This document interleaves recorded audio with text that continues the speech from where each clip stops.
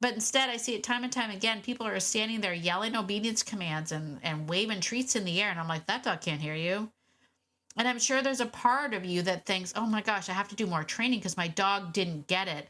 I have to proof this more in different areas because my dog didn't understand. Your dog didn't understand. It wasn't that your dog didn't understand. Your dog didn't hear you. Ah, yes. If you've ever felt like your dog should have known better, you are not alone. Today on the podcast, we're talking about 3 signs it's not a training problem. Let's get into it. Ready to have a calm and peaceful life with your dog without the stress of those fear-based behaviors? Hi, I'm Tracy, and I've been there, overwhelmed by all the conflicting dog training advice and unsure of what to do next. But now I help dog lovers like you simplify your life with your dog by building confidence naturally, fostering trust, and addressing those fear-based challenges. So, if you're ready, stop chopping those chicken wieners and let's get to it.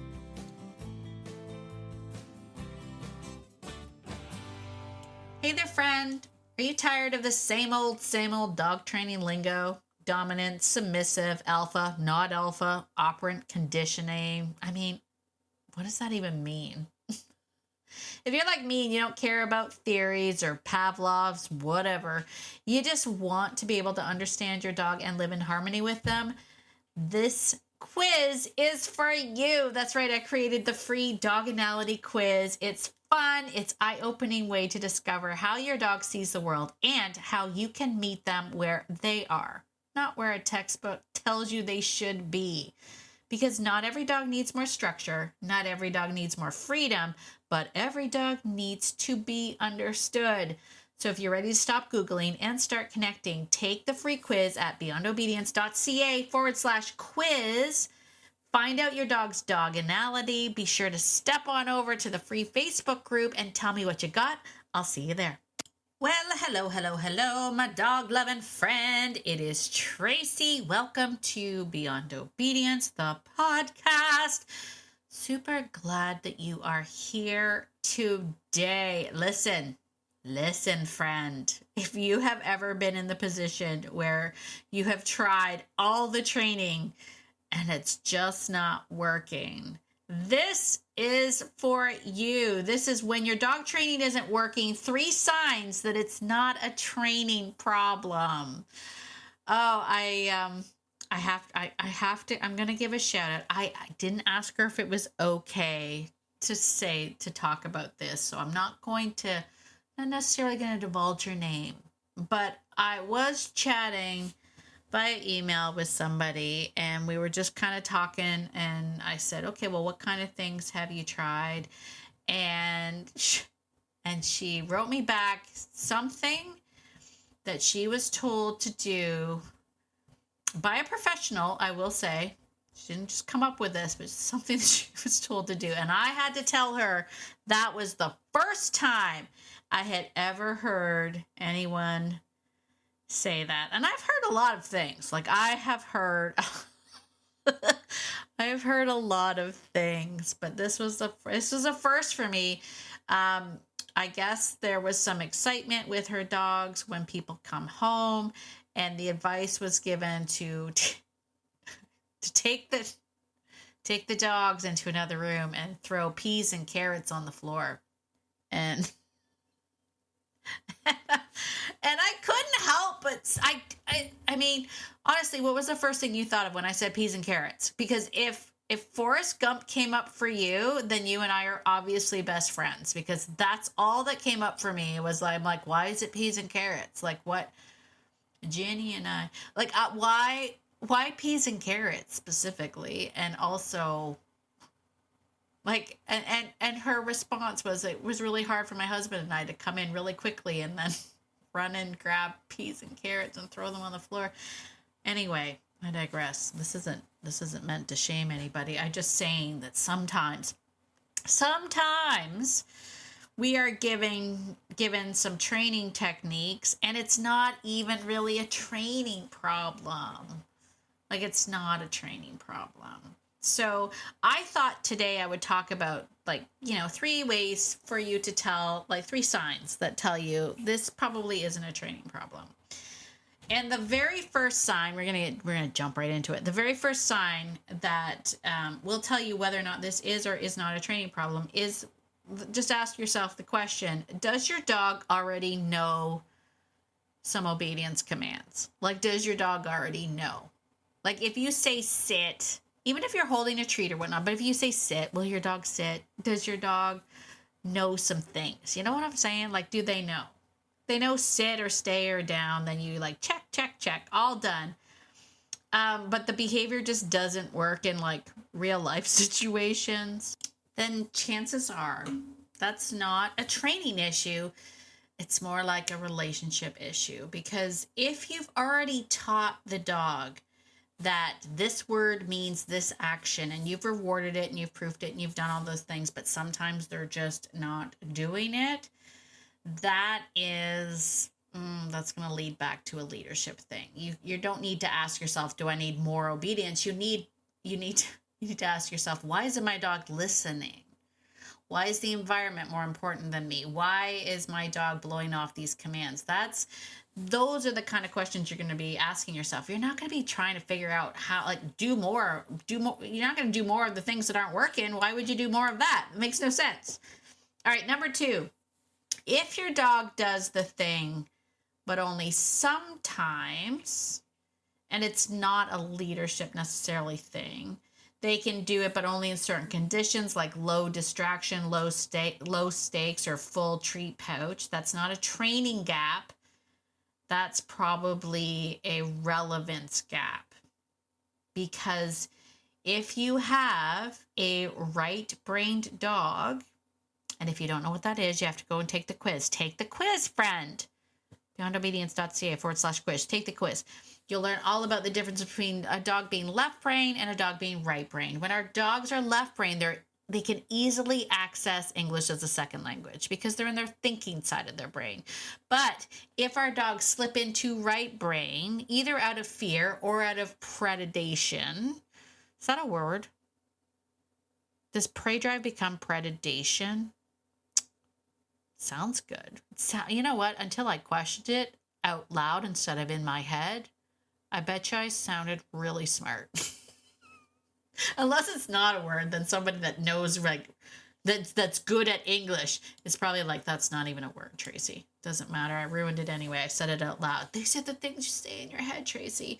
The point is, whether or not they've gone right brain, either in fear, flight, avoidance, or prey drive, that kind of thing, doesn't matter. When they are right-brained, they can't easily access English as a second language. So we don't need to train them more English as a second language. We need to help them get out of right brain mode. And sometimes that doesn't even involve more. Sometimes it does, but sometimes it doesn't involve more training or more repetitions. It actually involves you understanding your dog, their innate doginality, and then learning how to pull them out of right brain into left brain so that they can actually hear you.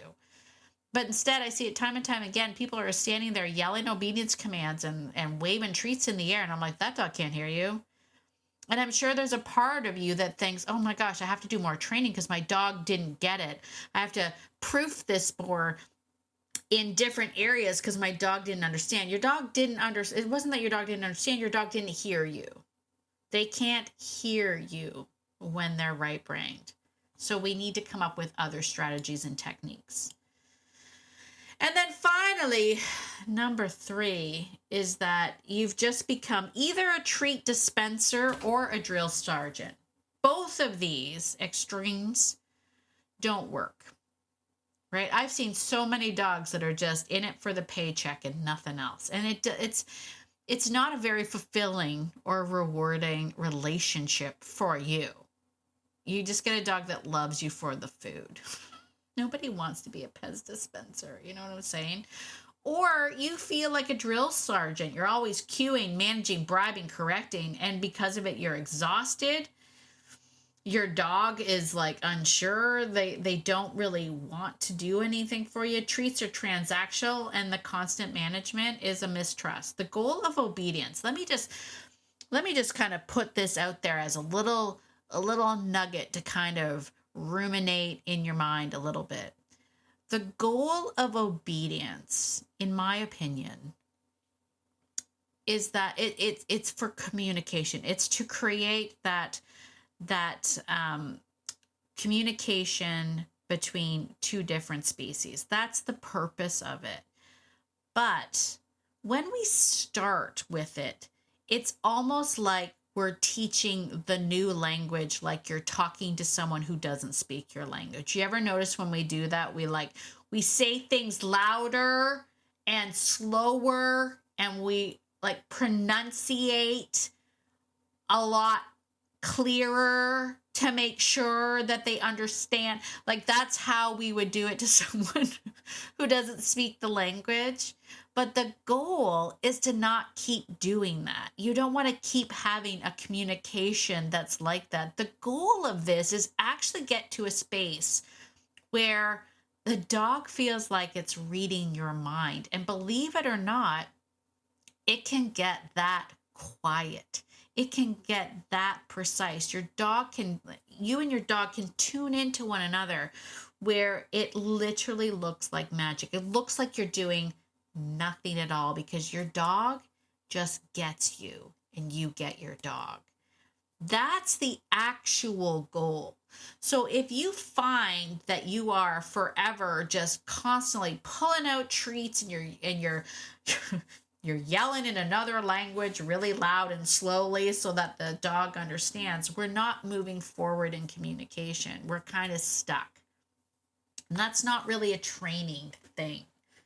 So we don't want to keep doing the same thing. We need to start working on, how can I make this softer?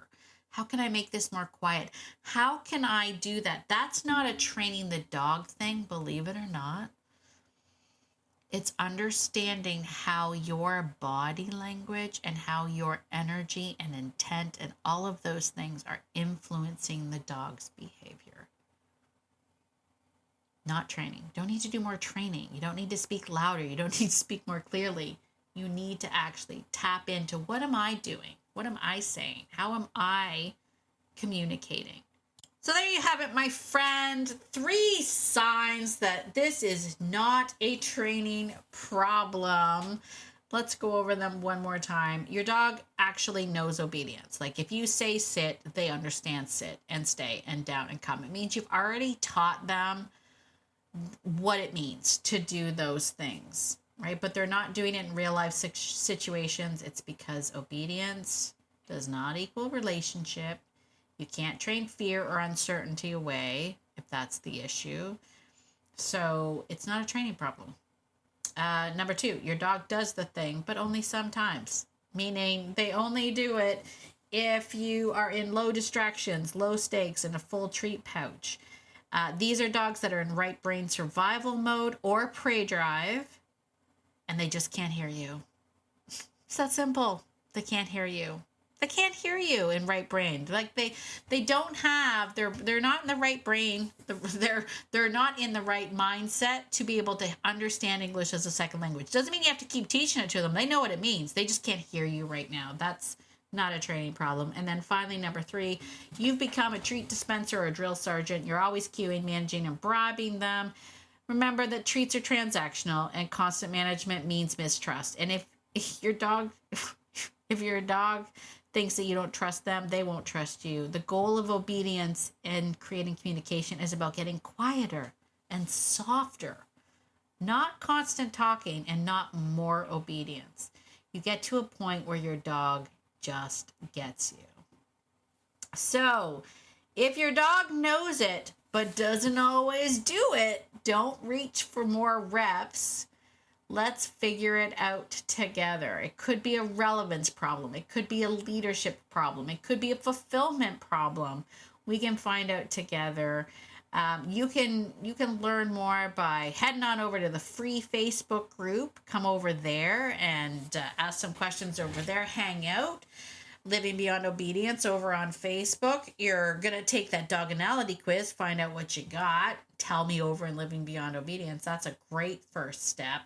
And if you need help breaking a fear cycle or understanding your dog at a whole new level, and if this kind of stuff is your jam, right? If you're like, I really like this kind of stuff, understanding my role and how I can how I can reach my dog and get at like a bond at a different level. If that's for you and it fits in your season of life, consider coming over to the Fearless Framework online program, meeting people from all over the world, which is super duper cool.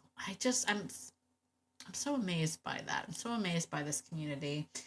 So if that is you, come on over and join us over there. As always, if you liked this episode, be sure to share it. Give us a 5-star written review on Apple. Really does help. It really does help. It lets me know that you're enjoying the program and lets me know what you like, that you like it, which helps.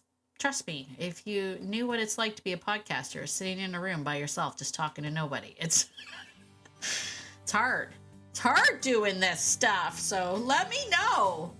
Let me know. Hey, as always, I want you to get out there today, my friend, and be the person that your dog thinks you are. Because your dog thinks that you are amazing. And so do I. Have a fantastic day, and I will see you in the next episode. Bye for now.